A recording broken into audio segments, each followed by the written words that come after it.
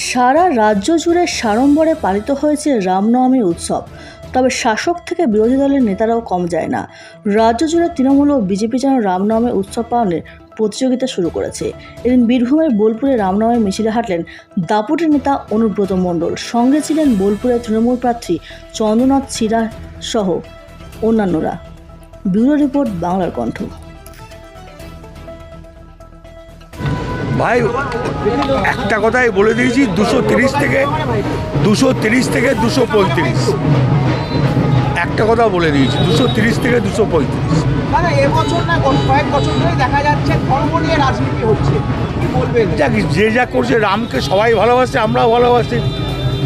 আমরা তো রামনবমী মানি। আজকে তো নবমী, আমরা রামনবমী মানি, ওই জন্য রামনবমী মিছিল। আপনি যখন ছিলেন না তার আগে হনুমান জয়ন্তী আপনি পালন করে গেছিলেন, এবারে কি তার হবে? হতেও পারে, কেন হবে না? সেও তো দেবতা, হতেই পারে। রামনবমী মিছিলে কি বার্তা দাদা? কি বা একই বার্তা, কোনো বার্তা নাই। সম্প্রীতির বার্তা প্লাস 230 থেকে 235।